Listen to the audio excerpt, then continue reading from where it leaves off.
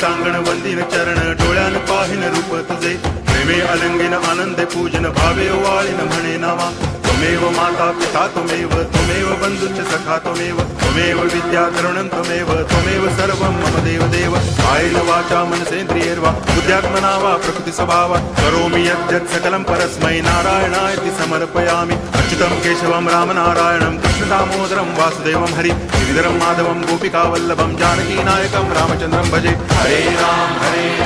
Ram Ram Hare Hare Hare Krishna Krishna Krishna Hare Hare Hare Ram